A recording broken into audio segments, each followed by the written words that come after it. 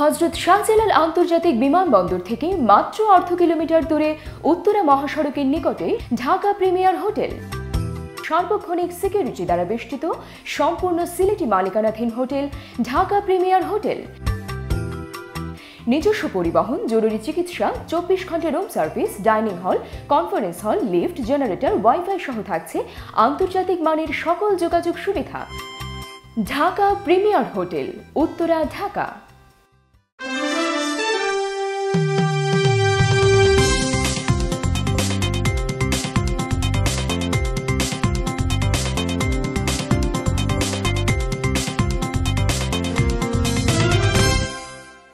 আসসালামু আলাইকুম। সিলেট স্টুডিও থেকে চ্যানেল এস সিলেট নিউজে সবাইকে স্বাগত জানাচ্ছি ফাতেমা রশিদ সাবা। প্রথমে জানিয়ে দিচ্ছি খবরের শিরোনামগুলো। সুশাসনের জন্য নাগরিক সুজনের মাধ্যমে জনতার মুখোমুখি হলেন বিয়ানীবাজার পৌরসভা নির্বাচনে প্রতিদ্বন্দ্বিতাকারী 5 মেয়র প্রার্থী। উপস্থিত হননি হেভিওয়েট 3 জন প্রার্থী। সুনামগঞ্জের সব হাওড় নদীতে ব্যাপক হারে মাছ মরে ভেসে উঠছে। ধান গাছ পচে পানি দূষিত হওয়ার কারণেই মাছের মরণ। লিভার ও কিডনির জটিল সমস্যায় আক্রান্ত সিলেটের সাংবাদিক কাউসার চৌধুরী উন্নত চিকিৎসার জন্য ভারত গিয়েছেন। সুস্থতার জন্য সবার দোয়া কামনা। ক্যান্সার রোগ সহ বিভিন্ন রোগের চিকিৎসা সুবিধা বৃদ্ধির ক্ষেত্রে আরও নতুন সংযোজন আনতে যাচ্ছে বিয়ানীবাজার ক্যান্সার অ্যান্ড জেনারেল হাসপাতাল। এই লক্ষ্য বাস্তবায়নে বিভিন্ন এক্সপার্ট ব্যক্তি ও সংগঠনের সাথে আলোচনা অব্যাহত। এবং বিশ্বনাথ বিএনপির মিলাদ ও দোয়া মাহফিল। ইলিয়াস আলীকে অক্ষত অবস্থায় ফিরে পেতে প্রবাসী সহ সকলের কাছে দোয়া কামনা। এতক্ষণ শিরোনাম শুনছিলেন, এবারে পুরো খবর। সুশাসনের জন্য নাগরিক সুজন জনতার মুখোমুখি করেছে বিয়ানীবাজার পৌরসভা নির্বাচনে প্রতিদ্বন্দ্বিতাকারী মেয়র প্রার্থীদের। 8 জন মেয়র প্রার্থী অনুষ্ঠানে যোগদান করার কথা থাকলেও হেভিওয়েট 3 জন প্রার্থী অনুষ্ঠানে উপস্থিত হননি। অন্য 5 জন মেয়র প্রার্থী জনতার মুখোমুখি হয়ে তাদের ভবিষ্যৎ পরিকল্পনা তুলে ধরেন। তারা বিজয়ী হলে দুর্নীতিমুক্ত পৌরসভা গড়ার অঙ্গীকার ব্যক্ত করেছেন। এম হাসানুল হক উজ্জ্বল জানাচ্ছেন বিস্তারিত। ক্যামেরায় ছিলেন রুহেল আহমদ।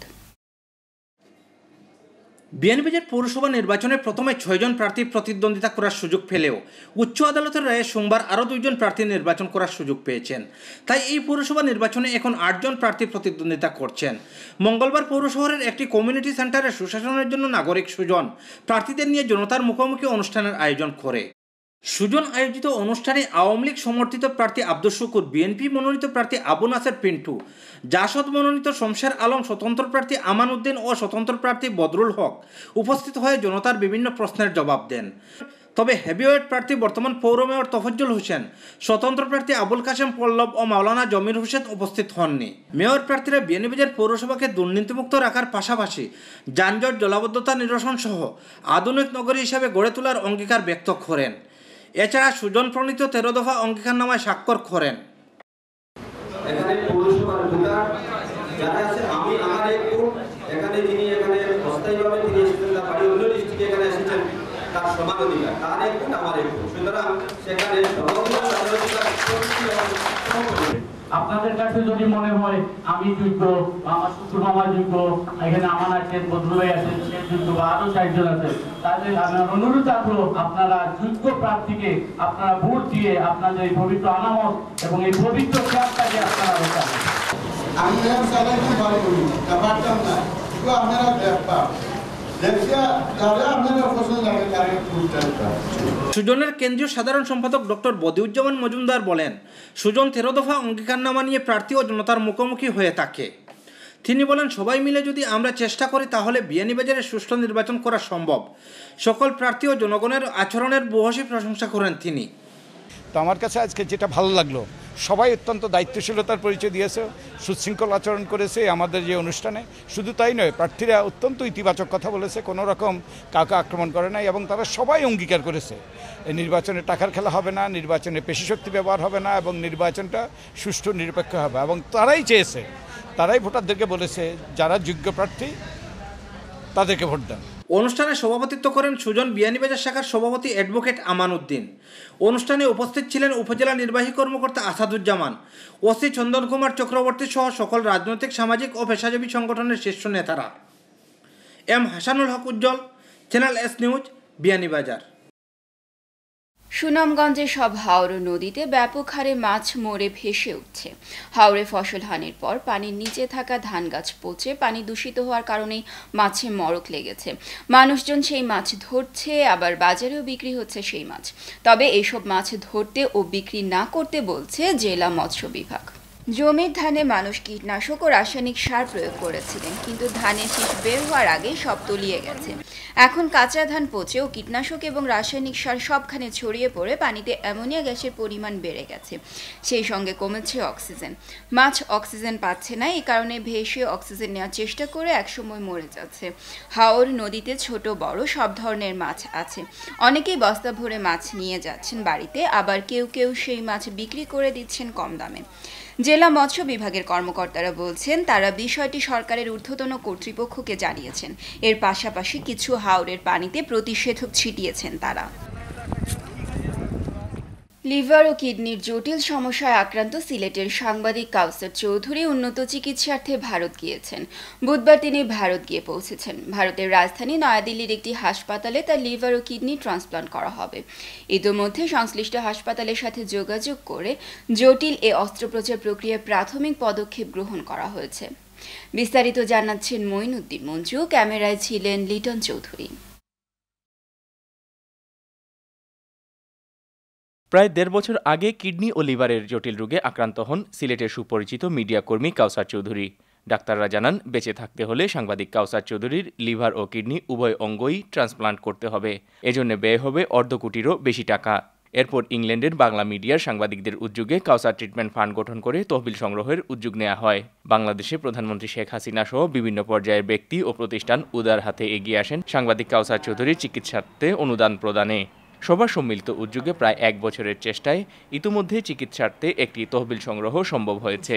তবে মোট চিকিৎসা ব্যয়ের কিছুটা ঘাটতি থাকলেও ইতিমধ্যে বিভিন্ন ব্যক্তি ও প্রতিষ্ঠান বাকি অর্থ সংস্থানে আশ্বাস দিয়েছেন।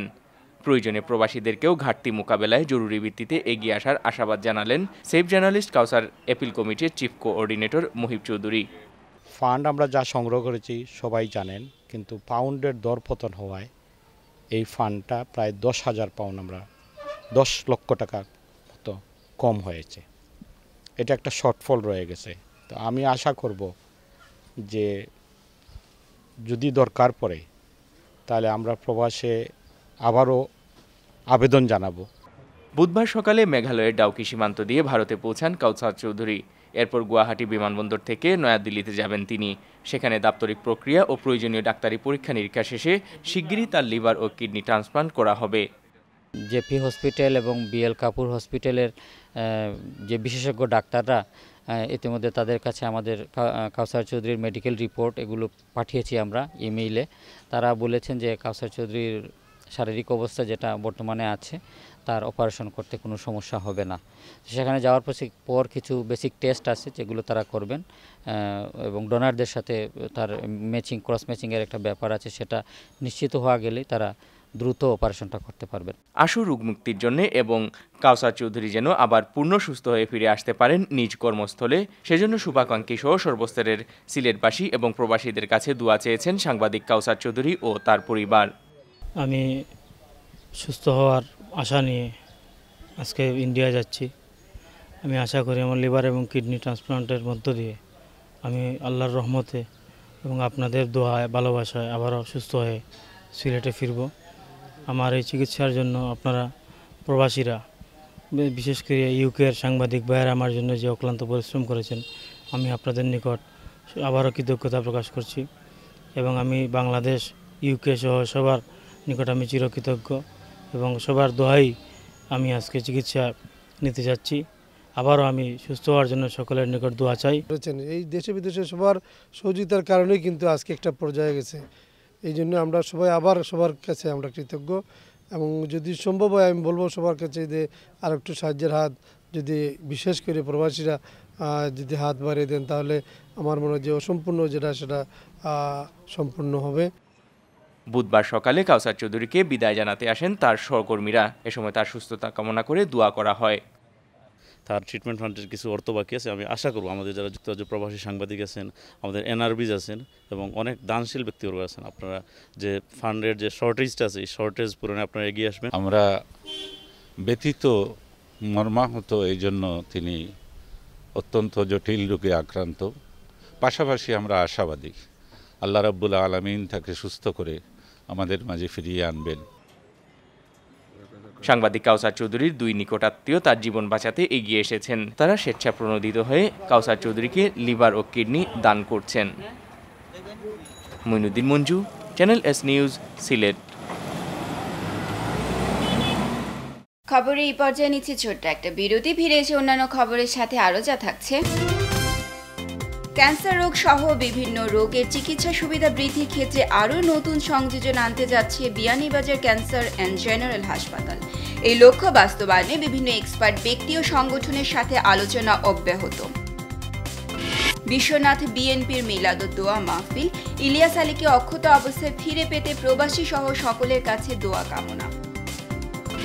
এবং সিলেটে মানব পাচারকারী চক্রের 3 সদস্যকে আটক করেছে র্যাব।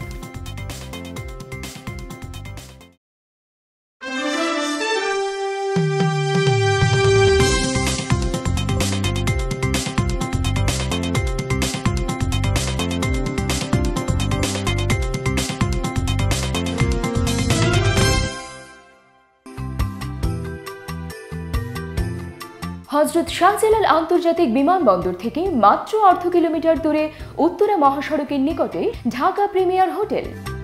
সার্বক্ষণিক সিকিউরিটি দ্বারা বেষ্টিত সম্পূর্ণ সিলেটি মালিকানাধীন হোটেল ঢাকা প্রিমিয়ার হোটেল।